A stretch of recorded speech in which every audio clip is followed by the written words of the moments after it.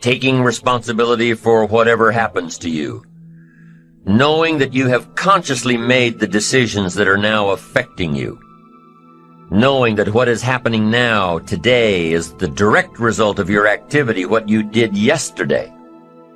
Self-reliance is basically counting on yourself. Now, being self-reliant doesn't mean you can't work with others or trust others. Self-reliance means counting on yourself, trusting yourself, being confident with yourself, being responsible to yourself, trusting your own instincts, trusting the conclusions that you have developed from your study of experiences and philosophies, taking the credit that is due you, learning from the mistakes that you have made, being self-reliant. Gestalt psychologists give an example of being self-reliant. They say that you're responsible for getting caught in the rain. They say that by deciding not to carry an umbrella every day, you have made the decision to endure an occasional drenching. Translation: by not being prepared, you make the choice of getting caught in some of life's unpleasant circumstances. Be they rain, failures, economic losses, relationship losses, professional losses, personal losses. By not being prepared, thinking ahead, it's your choice. Now here's the other side of it. By being prepared, you increase your chances of success. You increase the likelihood. By being prepared, you increase your chances of success, of seizing opportunities when they come your way, of being ready within yourself to take advantage of once-in-a-lifetime situations. Some people tend to blame others for their mistakes, blame others for their failures. Somebody says, it's not my fault the report isn't done, so-and-so didn't do their part. Of course it's your fault. It's your report too. It's your responsibility to see that everyone you delegated work to does their part. Now, you can't control what others around you do, but it's in your own best self-interest, your enlightened self-interest, that you stay on top of things, especially if it's going to affect your future. You think your boss cares that John didn't do his part? You think he sees John as the bad guy? Of course not. All he sees is that the report isn't done, bottom line. Be responsible for the things that affect you. You can make sure you're more responsible by checking in with those people who are working with you, the people who make up your team. You can be more responsible by saying, hey, John, how are you doing with your part? Do you need some help? Can we put somebody else in here to help you finish? Now, if John consistently doesn't handle his part, you've got to replace John. If he isn't doing his share, you've got to find somebody that will. Or what? It will negatively affect you. You can't wake up in the morning that the project is due hoping and wishing that John has done his part. No, you've got to be responsible because it's going to affect your career too. Now, my approach to my better future very early on in my career was to just go through the day with my fingers crossed. And I used to say something like, I sure hope things will change for the better. Then here's what I found out. They're not going to change. Somebody says, well then, how will my life ever change? Answer, when you change. When you change, when you get better, it'll get better. If you change, it'll all change. Don't put it on someone else. Hope that someone else will change it for you. Take responsibility for yourself. Take personal responsibility. You can't change the circumstances or the seasons or the wind, but you can change your reading habits. You can change whether or not you go for the skills, burn the midnight oil, turn yourself around, multiply your value by 2, 3, 5, 10. That you've got charge of. That you have control of. You don't have control of the constellations, but you've got control over whether or not you go to night school, take adult classes, learn some new skills. You have control over that. And if you don't, that's your fault. You've got to take personal responsibility. You've got to be self-reliant. You. Nobody else can change your life, alter your ambitions, pave a golden road for you. But you can. It's up to you. Be responsible for yourself. Learn to reap the harvest without complaint. This is a sign of growing maturity. And here's where it comes from: taking full responsibility. Take full responsibility for everything you do. Be responsible to yourself. It's your crop. Whatever your paycheck is, take full responsibility. You say, well, it's my employer. No, it's not your employer. You can become twice as valuable, 3 times as valuable. Burn the midnight oil, learn some more skills, bring more value to the marketplace. I'm telling you, whatever your harvest is, take it without complaint. Take it without blaming others. Self-preparation leads to control over your life. We discussed this in the last session. Whenever you prepare correctly, taking all of the steps you're supposed to take, doing everything in your power to stay on track, whenever your preparations lead to success, achieving your goals, you reinforce the disciplines that got you there. Success leads to reinforcement of the proper disciplines. If what you're doing is working, keep doing it. If what you're doing isn't working, change it. When you are doing all that you can possibly do and are successful at reaching your expectations, keep doing it. Success is a reinforcement. Psychologists call this positive reinforcement. We all know about positive reinforcement. That's how we train our dogs. That's how we teach our kids.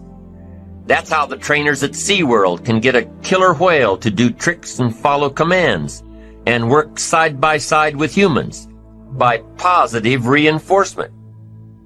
When you bring a brand new puppy home and try to teach him not to mess in the house, what do? You reward him for going outside or scratching at the door. When you're trying to get your toddler out of the diaper stage, what do? You reward her with special presents, make her feel special for learning something new.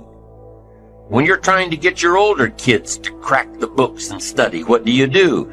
You reward them when they get good grades. You teach them that the skills they are developing now will have great positive effects on their lives later. But you reward them now. This is positive reinforcement. Learning that there are rewards for doing something good, something worthwhile, something of value. The greater the value, the greater the reward. The better you do, the better your reward. The greater the value, the greater the reward. A bigger paycheck, a better house, financial freedom. It's all a reward system. Now, there are 2 major benefits of positive reinforcement. Number 1, positive reinforcement builds good habits. If what you are doing, the habits you've gotten into, are building your ambition and increasing your success, keep doing them. Your success is reaffirming that these habits are good. Your success tells you that you need to keep doing what you are doing. By reviewing these habits that bring on success, you reinforce them, give them sticking power. Now here's the other side. By reviewing your habits, what you do every day, by reviewing your habits, you may find out that some of them are inhibiting your success. You may find out that what you're doing every day is bad for you. Or you may realize that you've gotten out of some very good habits. Somebody says, well, I've just gotten out of the habit of taking my daily walk around the block. Well, I guess you'll just have to get in the habit of being sick down the road. Somebody says, well, I used to read the books all the time. I've just gotten out of the habit. Then change it. Go back into your disciplines. If you've just gotten out of the habit, just get back into the habit. It's called discipline. If it doesn't work, don't do it any longer. You can keep your fingers crossed if you want to and hope that it'll all straighten out.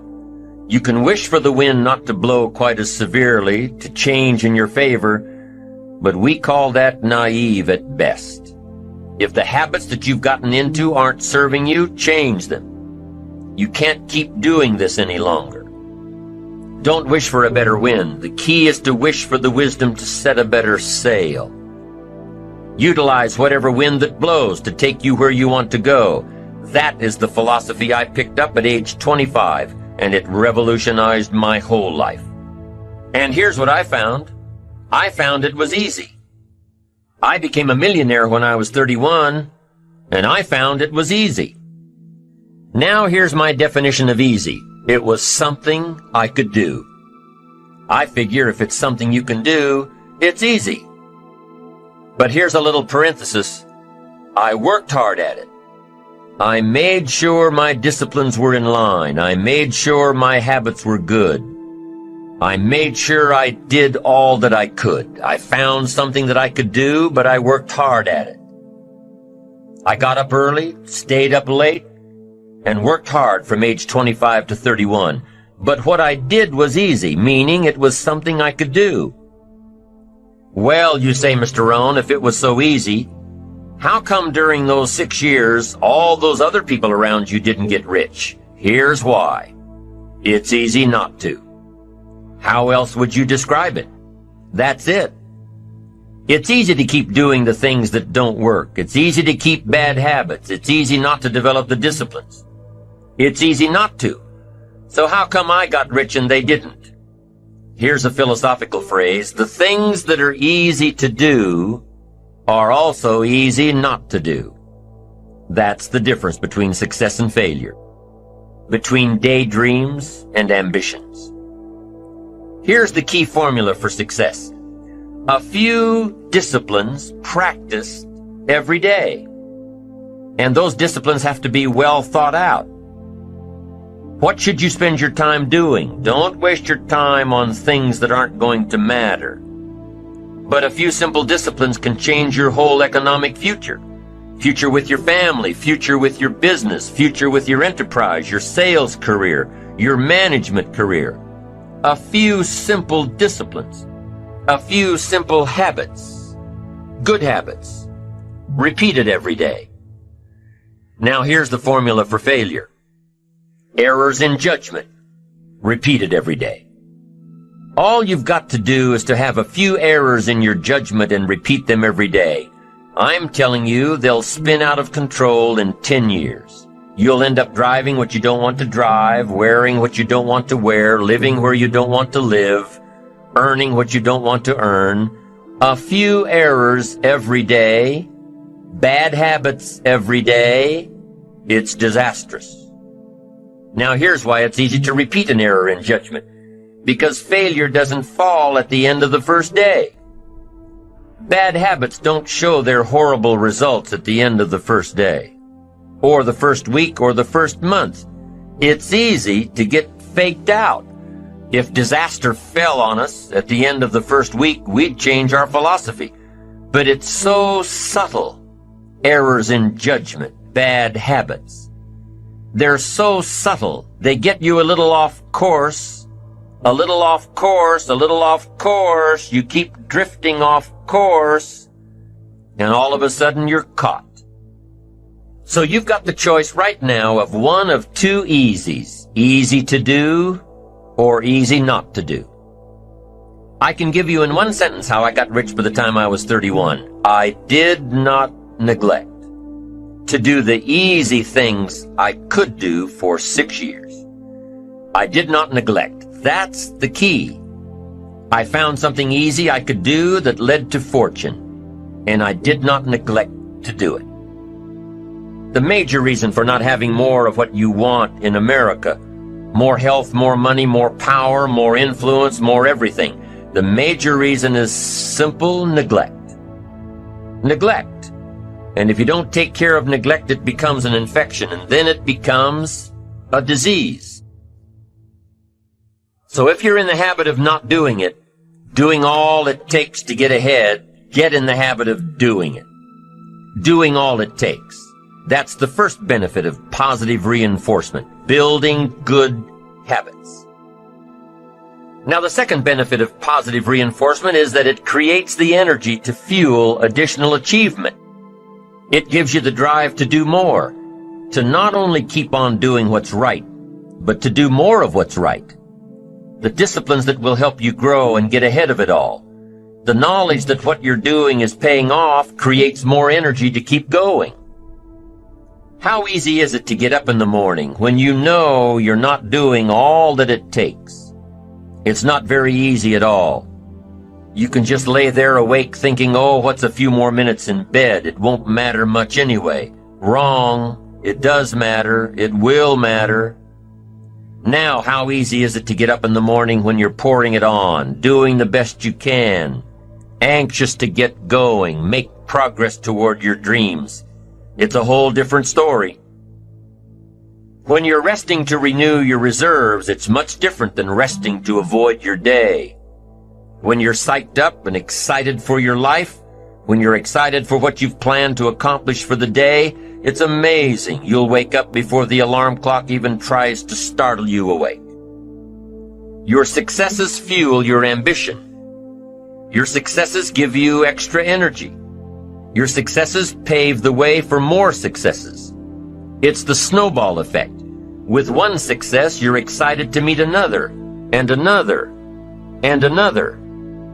And pretty soon, the disciplines that were so difficult in the beginning, the disciplines that got you going, are now part of your philosophy.